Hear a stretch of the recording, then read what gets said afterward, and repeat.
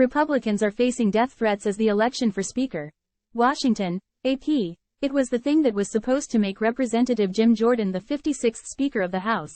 An onslaught of pressure from the Republican Party base, allies predicted, would compel the GOP's moderate and establishment members to support Jordan, a hero of the far right, and help him secure the votes for the gavel. But as the pressure campaign devolved this week into death threats against lawmakers and their families, something unexpected happened. Positions hardened, and a ragtag coalition of roughly 20 House Republicans rose up to deny Jordan the speakership. In doing so, they defied a belief of many in Washington that moderates have no backbone. Bullying don't work, said Representative Don Bacon, a Republican centrist who has led the opposition to Jordan's nomination. Time equals 400 ms, greater than still, Bacon said the harassing text messages and phone calls have taken a toll. His wife slept with a loaded gun near her bedside one night. Other Republicans said their families have been threatened. And every lawmaker who voted against Jordan has received a barrage of angry phone calls and messages. Time equals 400 ms, greater than Rep.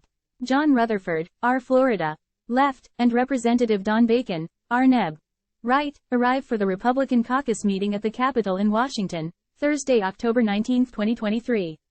AP photo, Alex Brandon. Still, they vowed Thursday to not back down as Jordan tried for a third day to win the 217 Republican votes he needs to become Speaker. It's just the latest twist in the contentious intra-party feud that has consumed House Republicans since the unprecedented removal of Kevin McCarthy more than 2 weeks ago. Hopelessly divided, Republicans have been arguing for weeks over how to mend their fractured majority. The death threats have only worsened the tension, with lawmakers feeling their colleagues are partially to blame for the outpouring of bile. After Representative Drew Ferguson's family started receiving death threats for his vote against Jordan, the Georgia Republican said in a statement that he would not support a bully for Speaker. He said the threats were unacceptable, unforgivable, and will never be tolerated. For 10 months, the ultra-conservatives of the Republican conference have driven the House agenda, leveraging their position in the GOP's thin majority to demand that their wishes be met. Kevin McCarthy struggled with them for 15 rounds in January to win the Speaker's gavel and ultimately had it wrested away by hard right holdouts. As Republicans choose their next Speaker, however, the just say no tactic is coming from new corners of the Republican conference. Moderate GOP lawmakers who represent politically purple congressional districts, senior members of the House Appropriations Committee, and loyalists to GOP leadership figures like McCarthy and Majority Leader Steve Scalise. Many Republicans were angered last week by how the Freedom Caucus seemed to once again get what it wanted by refusing to support Scalise's bid for Speaker, forcing him to drop out and clearing the way for Jordan to make a run. Jordan had several advantages. The hard-charging Ohio Republican, who helped found the House Freedom Caucus, had former President Donald Trump's backing, as well as support from conservative commentators and influencers like Fox News host Sean Hannity. Meanwhile, Jordan tried to win over more moderate Republicans by casting himself as a unifier who would listen to their concerns. He told his fellow Republicans he would not take the Speaker vote to the House floor unless he had secured 217 of their votes. He quickly broke that promise, scheduling a floor vote Tuesday and forcing the holdouts to publicly state their opposition and face the political fallout. Jordan and his allies believed the public vote would quickly wear down their opposition. Rep. Thomas Massey, a Jordan ally, predicted at the time that the holdouts would be put through a meat grinder of pressure and cave by the end of the week. I don't think any of these 20 have the stomach for forcing that vote over and over, Massey said. That proved wrong. Opposition to Jordan only grew.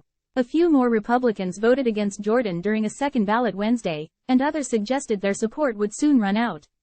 The pressure campaign had backfired. As soon as you try to influence by getting outside groups to try to intimidate, in that nanosecond, it's over, said Representative Mario Diaz-Balart, a senior Republican on the Appropriations Committee who helped lead the opposition to Jordan. Jordan, for his part, has tried to stop the threats and pressure. After Representative Marionette Miller Meeks said in a statement that she had received credible death threats after voting against him Wednesday, Jordan condemned the threats and called for unity. Stop. It's abhorrent, he said on social media. But colleagues have watched for years as Jordan and his allies denounced their legislative work while playing to the party's base. They were unmoved. This is a matter of picking the person who's going to lead your party, said Representative Steve Womack, a senior Republican who opposed Jordan. This is more interpersonal.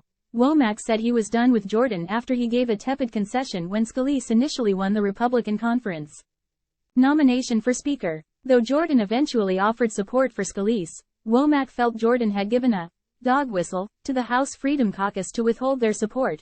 Womack felt it doomed Scalise's bid for Speaker, and he said he told Jordan that his concession speech was the most unacceptable and egregious treatment of a fellow colleague I've ever witnessed. As Republicans meet for hours on end trying to work past their grudges, lawmakers are flailing for a path forward that would allow the House to once again do its work. The White House is requesting wartime funding for allies Israel and Ukraine, and the government will enter a shutdown unless Congress passes funding legislation by mid-November. One senior Republican, Representative Tom Cole of Oklahoma, said he sympathized somewhat with the holdouts. They feel like they've been pushed into a position where it seems to be the only thing these guys understand. And so you start treating them the way they have been treating us, he said. Still, Cole has also urged them to set aside those tactics to unite around a speaker. The problem is, that makes you feel pretty good, but it doesn't get us moving any closer to a solution. Time equals 400 Ms. Greater than Associated Press reporters Kevin Frecking, Farnoosh Amiri and Lisa Mascaro contributed reporting. Rep. Jim Jordan, R. Ohio, chairman of the House Judiciary Committee, leaves the Republican caucus meeting at the Capitol in Washington, Thursday, October 19, 2023. AP photo, Jose Luis Magana.